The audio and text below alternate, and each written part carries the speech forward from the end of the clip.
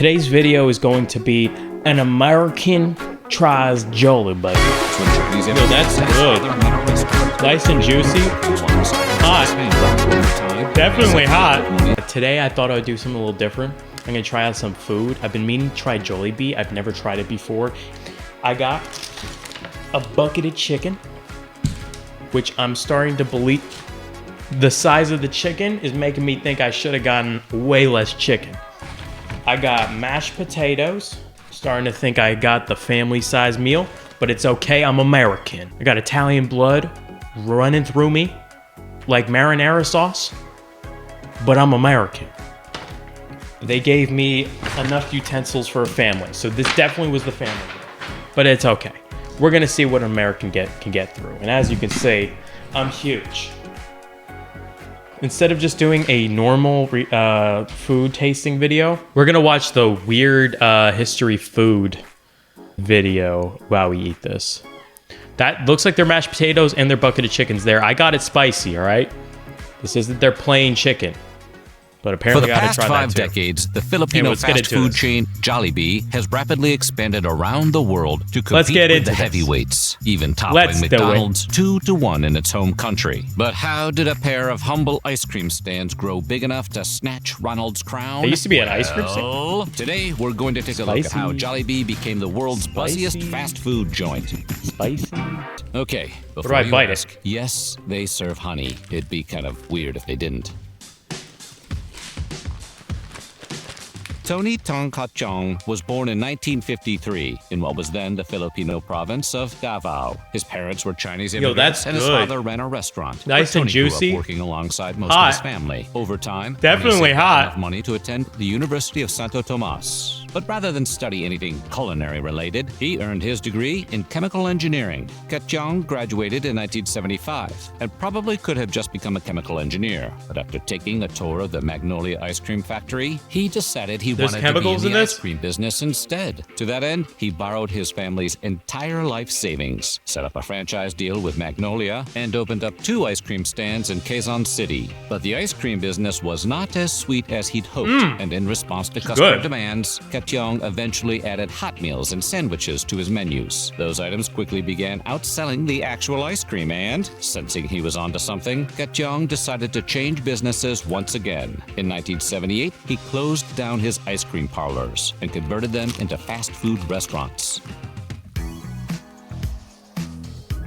By 1978, it was obvious that fast food joints needed a catchy brand name and a memorable logo to compete with the likes of Clowns and Kings and whatever the hell Grimace is. Kachong and his family put their heads together with help from a marketing consultant named Manuel Lumba and came up with the name Jollibee. Kachong originally spelled it Jolibe, but Lumba suggested adding the extra L and E to make it easier to pronounce. Otherwise, you might have customers asking for a Jollibee. The jolly part of the name is obvious. After all, to hang with McDonald's, you have to make your place seem like a barrel of fun. But where did the B come from? Well, bees are associated with hard work, and because that hard work results in honey, which is among the sweetest things in life. Also, a jolly bee is a good mascot. They spelled it bee. The bee was inspired by his daughter's comic book collection. The bee's chef's hat, dinner jacket, and vest were added to suggest that the food was high quality. It's literally a jolly bee. To the ones frequently worn That's where by that Disney came from. characters, and nobody is more jolly than them.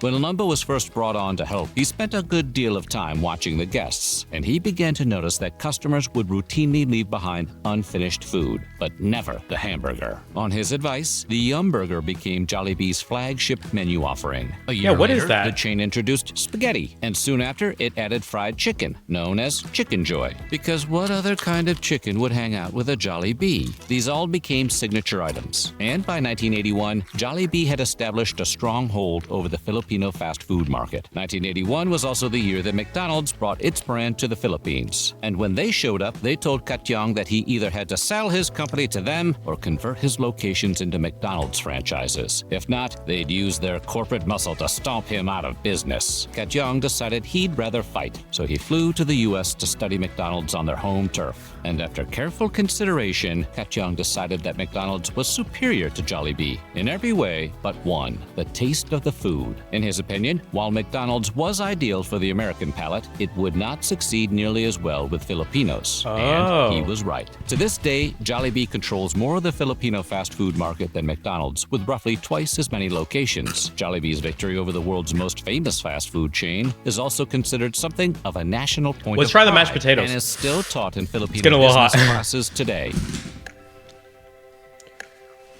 Why would we teach that? Over the next 10 years, Jollibee only in strengthened its Philippines. hold on the Filipino fast food market by introducing new menu items, the Champ Hamburger and Jolly Twirls ice cream treats. They were all hot sellers, and the franchise continued try the biscuits, too. expanding. Wait, what's as Joe this? started making plans to I thought set it up was shop more mashed potatoes. overseas. The first international it's Jollibee gravy. location opened up in Singapore Wait, do in people dip the 1985. chicken in It gravy? only lasted a year, but the Oh, company am I tried again stupid? with locations in Taiwan in 1986 and Brunei in 1987. The former would eventually go under, but the latter would succeed. As the okay. company continued to expand internationally, it continued to expand its offerings as well. In the 90s, for example, they added peach mango pie and the Jolly hot dog, both of which Yo, are those still mashed among the potatoes are biggest so fire. sellers today. I don't know why they As a feel result, spicy. the It's chain just probably grew because the rapidly, spice in my and mouth. by 1993, it was big enough to be listed on the Philippine Stock Exchange, and it just kept on growing from there. The chain currently has over 1,700 locations spread out over 19 different countries, but that's just Jollibee locations. Over the years, the Jollibee Foods Company has also bought its way into a slew of other franchises around the world.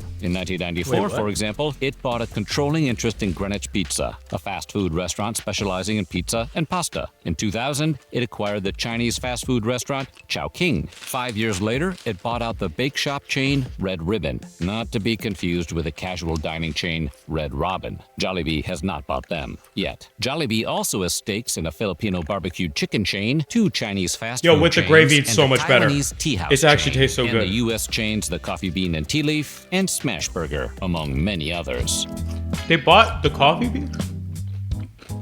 Of course, you don't go from owning an ice cream parlor to owning Bean? half of the fast food chains on Earth without some top-tier marketing. And over the years, Jollibee has had more than its fair share of memorable campaigns. For example, their mascots. They've got way more than just a happy-go-lucky bee. Over the years, Jollibee has had over 8 other mascots, which is enough to take the McDonald land All right, let's try the characters in a biscuit. street fight. Current Jollibee mascots include Hetty, Yum, Popo, and Twirly, and each one represents a different signature dish. Hetty, with her curly yellow hair, is the mascot for the spaghetti. Yum is the spokesman for the Yum Burger. Twirly represents the ice cream sundae, and Popo speaks for the fries, like a crispy Lorax. The characters were popular enough to get their own TV show in 2008. Despite the obvious marketing connection, Jollytown was considered an educational program. Average episodes found the 5 mascots going on adventures that would teach Filipino children basic lessons, like the names of body parts, as well as good manners. The show initially ran from 2008 to 2010, but was revived for additional episodes in 2011 and 2013. There's still time for a reunion special on Max. Of course, those are Biscuits just aren't the bad. current mascots. They're probably the worst There are thing with also the gravy, 3 though. retired mascots. Like, out of Miko, everything, the Lady mashed Moo, potatoes and Chicky. Miko wore a and hat chicken shaped tastes like a so coffee good with cup the- in a with the saucer, gravy. and you can probably figure out which menu item he represented. Lady Moo was a bovine ballerina who also sold milkshakes, and Chicky was a cool chicken lady who talked up the chicken joy. Then there was Champ. Wait, the cow face was of the- Jollibee's Champ Burger,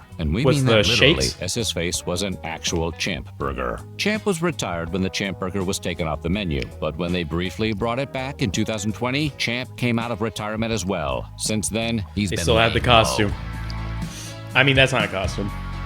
It's totally real. Of course, not all Jollibee's marketing efforts Do are y'all about eat it their with the gravy, or am I mascots. For crazy? example, 'Cause this there's tastes so also good. the company's YouTube channel, Jollibee Studios. Launched in 2018, it serves as a home for Jollibee's commercials, but they aren't your average 30-second spots. They're closer to extremely short films. Jollibee commercials tell fully realized fictional stories in a number of genres. There are entire movies and series, including the popular Kwentong Jollibee, which has over 50 episodes. New installments usually drop on holidays like Christmas or Valentine's Day. And if you're going to check them out, we recommend bringing tissues as they can be surprisingly emotional, you know, for fast food commercials. And if music is your thing, Jollibee has you covered there as well. In 2018, the chain celebrated its 40th anniversary by putting out an album called 40 Years of Joy. That album contains all of the music played at Jollibee's locations, including a version of their theme song. Taken together, Jollibee's marketing efforts have resulted in a loyal base of customers who not only love their food, but will actively defend it against poor reviews. And if you don't believe us, just ask music producer Benny Blanco. In February of 2024, Blanco posted a TikTok reviewing his first experience at Jollibee's. Blanco was apparently unimpressed, saying the rice tasted, and this is a direct quote, like butt. The video was viewed millions of times, resulting in an intense backlash that Blanco could not have expected. After all, ripping on fast food is a pastime most people enjoy. But those people have clearly never insulted Jollibee. The very next day, Blanco completely reversed course and posted a new video admitting he was wrong and singing I don't even know who that praises is. of the Jollibee chicken sandwich. Maybe Selena Gomez talked some sense into him. Selena Gomez? Is that Selena Fast Gomez's food is a fiercely competitive Oh, is that the guy industry she married? everywhere in the world, but it's arguably the most competitive in America, where we probably have more McDonald's than churches, the places of worship, not the fried chicken chain. We definitely have more McDonald's than those. Yeah. Jollibee opened its first American Probably location in both Daly combined. City, California in 1998, and operated exclusively in that state until 2007, when the 12th American Jollibees opened in Las Vegas, Nevada. The That's chain where I would am. then pop up in New York, Hawaii, Washington State, Virginia, Texas, Illinois, Florida, Maryland, so and hot. Arizona. Despite a What canceled do I do? expansion into Oregon in 2024, Jollibee is continuing to expand its hive. Jollibee Every time I currently eat the has over mashed potatoes, it 70 makes it so much restaurants in worse. the U.S., with plans for more. And according to their president and CEO, who also happens to be the brother of founder Tony Tangkachang, the company is greatly relying on its Filipino customer base in the U.S. to sustain it as it builds its brand. Given that their What a product line coincidence. puts them in direct His own competition brother? with mega chains like Popeyes and KFC, Jollibee knows conquering the American fast food market won't be easy. But in the CEO's words, we have strong products. they're and therefore conquering. We can win the competition. They're over conquering time. me right And it's now. hard to argue with him. Look how badly McDonald's got stuff. So what do you think? Are you a fan of Jollibee? Let us know in the comments Yeah. below. And while you're at it, check out some of these other weird history food videos. Yo, I ate 5 of the 6 pieces of chicken. It was very good. The chicken was juicy, nice big pieces. The mashed potatoes, absolutely amazing. The gravy with the mashed potatoes is awesome, and the chicken was awesome. But man, am I in pain. It kind of chilled out pretty fast, but I feel like I just got hit by a train, and then I pushed the train for 14 miles. I'm exhausted from eating that. I shouldn't have done that. If y'all are gonna try it, try a way smaller meal. Don't get the 6th one. If I would have ate that 6th piece, I think I would have started clucking. Know what I mean? I appreciate you guys tuning in. If you guys tried it, let me know what you guys think about it. If you haven't tried it, go try it. Like and subscribe, and go ahead and have yourself a jolly day. Peace.